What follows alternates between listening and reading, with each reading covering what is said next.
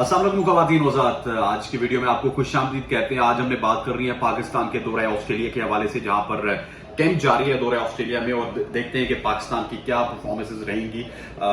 आज जो कैंप था उसकी सूरत हाल में आपको बताऊंगा, और स्पेशली आपको ये बताऊंगा कि किस तरह बाबर आजम तवज्जो का मरकज बने रहे तमाम तर कैंप में, और दूसरे खिलाड़ियों की क्या कुछ एक्टिविटीज थी। और बाबर आजम का जो फैन क्लब है वो दुनिया में बढ़ता चला जा रहा है। चाहे आपने उनको कप्तानी से हटा दिया, जो भी कर दिया, लेकिन बाबर आजम एक ब्रांड बनता चला जा रहा है। इसका अमली मुजाहरा हमने वर्ल्ड कप में भी देखा, उसके बाद रावलपिंडी में जब प्रैक्टिस सेशन जारी था उस वक्त भी देखा, और ऑस्ट्रेलिया से भी ऐसी खबरें आ रही हैं कि बाबर आजम को देखने के लिए लोग कितने दूर दूर से आए, और जो प्रैक्टिस सेशन के मनाजिर हैं वो भी मैं आपको बताऊंगा। लेकिन थोड़ा सा पहले प्रैक्टिस सेशन के हवाले से बात कर लेते हैं। कैमरा में टीम मौजूद थी, 2 दिन का प्रैक्टिस सेशन था। कल कैमरा में याला बारी हुई ओवल में, और इस वजह से कल का जो प्रैक्टिस सेशन था वो कैंसिल कर दिया गया। उसके बाद आज टीम ने वहां पे प्रैक्टिस सेशन भी किया। शाहीन शाह अफरीदी ने भी मीडिया से बात की, और सरफराज अहमद ने भी मीडिया से बात की। शाहीन शाह अफरीदी ने मीडिया से बात करते हुए कहा कि डेव वार्नर के साथ मेरा बड़ा अच्छा ताल्लुक है, और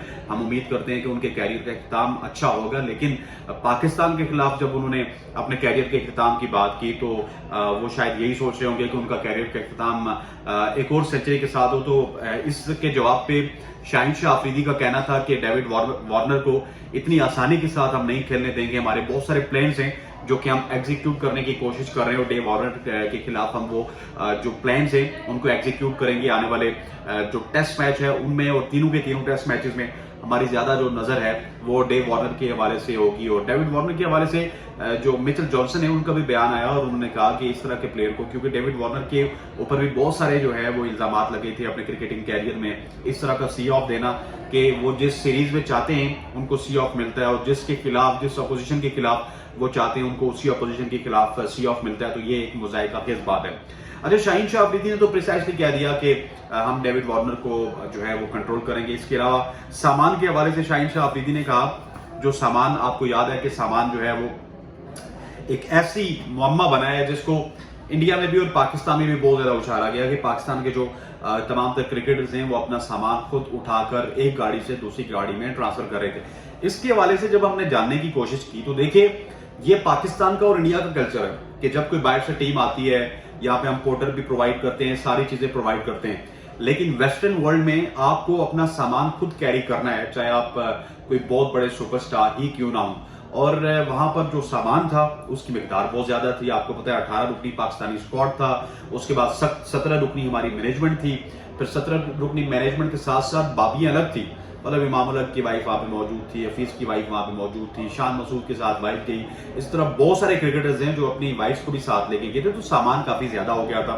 इस वजह से वो तमाम तर मिस मैनेजमेंट हुई। वैसे तो शाहीन शाह अफरीदी ने ये कहा कि हम तो बेसिकली जल्दी में सामान को, ताकि पैक करने की जल्दी थी, हमें अभी 30 मिनट थे हमारी फ्लाइट को, तो हमने कहा कि जल्दी से हम सामान जो है वो गाड़ी में रख दें। हालांकि हमारे पास वहां पे बंदे मौजूद थे, लेकिन अंदर की खबर ये है कि बंदे मौजूद नहीं थे। नवीद अकरम चीमा साहब जो कि चीफ सेक्रेटरी रहे हैं पंजाब के, इस वक्त टीम मैनेजर हैं, उनको ये चाहिए था कि अगर ऑस्ट्रेलियन क्रिकेट बोर्ड आपको पोर्टर प्रोवाइड नहीं करता या कोई ऐसे असिस्टेंट प्रोवाइड नहीं करता, तो आपको ऑस्ट्रेलिया में मौजूद पाकिस्तान की एम्बेसी से मदद लेनी चाहिए थी, वहां से लोग मंगवाने चाहिए थे।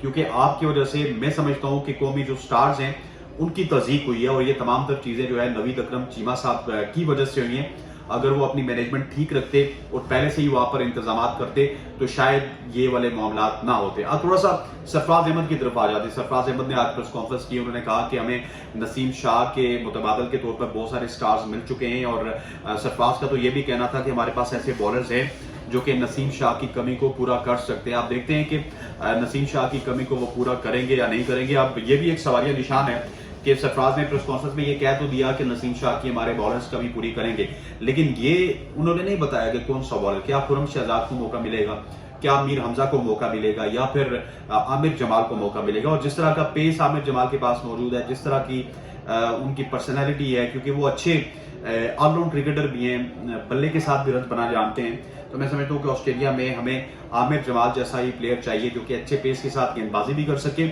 और साथ साथ वो बैटिंग में भी कुछ रन जो है वो कर सके। अच्छा, अगर थोड़ा सा प्रैक्टिस सेशन के हवाले से बात कर लीजिए। प्रैक्टिस सेशन आज हुआ।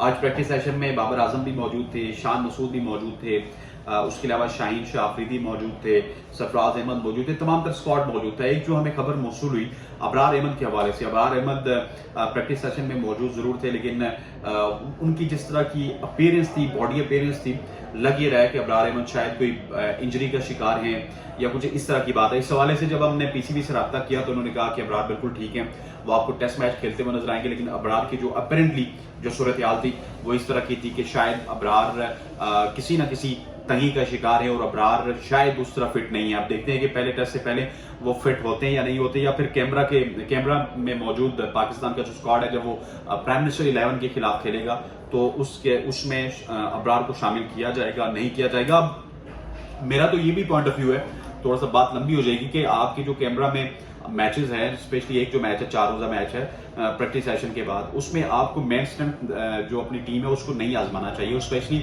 शाहीन शाह अफरीदी को थोड़ा सा केयर करनी चाहिए, क्योंकि शाहीन शाह अफरीदी ने अब हमें T20 में हमारी कप्तानी भी करनी है टीम की, उसके बाद न्यूजीलैंड में भी उन्होंने जाना है, न्यूजीलैंड का टूर है, फिर और भी बहुत सारे टूर्स हैं। तो ये जो 3 मैचेस हैं, अगर इसी में वो अपने पूरे एक दिन में 10 से 15 ओवर्स कर जाएं तो वही काफी होगा, उनको हमने बड़ा ध्यान के साथ यूटिलाइज करना है। इसके अलावा बाबर आजम के हवाले से बताते हैं, जब प्रैक्टिस सेशन स्टार्ट थी तो आपके पास भी खबरें पहुंची होंगी, हमारे पास भी खबरें पहुंची हैं कि तमाम तर प्रैक्टिस सेशन में वहां पर जो निगाहें थी उनका मरकज जो है वो बाबर आजम रहे हैं। बाबर आजम जिनको कप्तानी से तो जरूर हटाया गया, लेकिन उनकी जो फैन फॉलोइंग है वो कम होने का नाम नहीं ले रही। इंडिया में वो गए, उनके फैन फॉलोअर्स वहां पे भी मौजूद थे, और अब पाकिस्तान में जब वो आए हमने पिंडी में भी देखा कि फैन फॉलोइंग के एतबार से पाकिस्तान क्रिकेट टीम में बाबर आजम का एक मुनफरिद मुकाम है, और ऑस्ट्रेलिया कैनबरा के मुकाम पर जो कि कैपिटल है ऑस्ट्रेलिया का, वहां पर भी कुछ ऐसे ही सीन आज हमें देखने को मिले।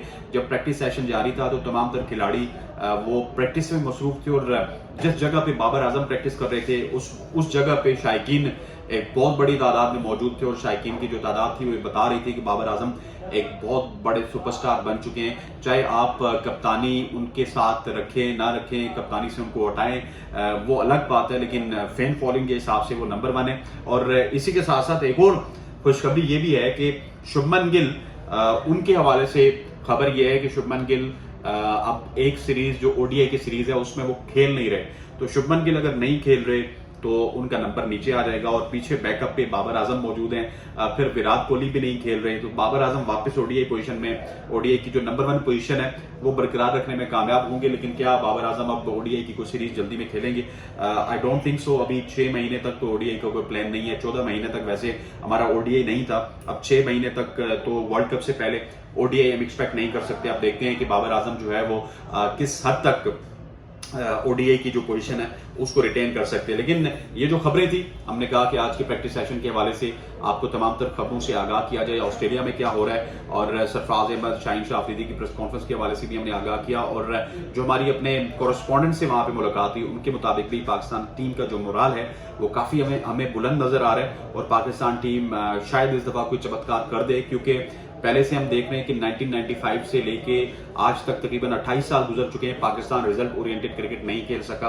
अब पाकिस्तान को रिजल्ट ओरिएंटेड क्रिकेट खेलनी है। अगर पाकिस्तान एक टेस्ट जीत जाए और बाकी 2-5 दिन में जाके ड्रॉ कर ले तो ये भी बड़ी बात होगी, क्योंकि ऑस्ट्रेलिया में जब भी हम जाते हैं तो हमने देखा है कि 2.5 दिन में 3 दिन में तमाम तर जो टेस्ट है वो खत्म हो जाता है। पिछले दिनों में देख रहा था यासिर हमीद साहब अपने ट्विटर में कह रहे थे कि एक दफा इस तरह हुआ कि मैं और शाहिद खान अफरीदी नमाज पढ़ने के लिए गए, जुमे का वक्त था तो हम जुमे के लिए नमाज पढ़ने चले गए। उसके बाद शाहिद अफरीदी की फैन फॉलोइंग मैंने देखी, जिन्होंने फैन फॉलोअर्स ने उनको वहां पे घेरे में ले लिया, तो हम आते आते लेट हो गए। तो जब हम वापस पहुंचे ग्राउंड में, आई थिंक सिडनी की वो बात कर रहे थे, तो वापस पहुंचे तो पूरी की पूरी टीम जो है वो आउट हो चुकी थी। तो इस तरह के मामला नहीं होने चाहिए, थोड़ा सा स्टेबिलिटी दिखानी चाहिए, और उम्मीद करता हूँ बाबर आजम, रिजवान की सूरत में, सऊद शकील की सूरत में, हमारे मिडिल ऑर्डर में, बल्कि रिजवान ना भी हों तो सरफराज होंगे।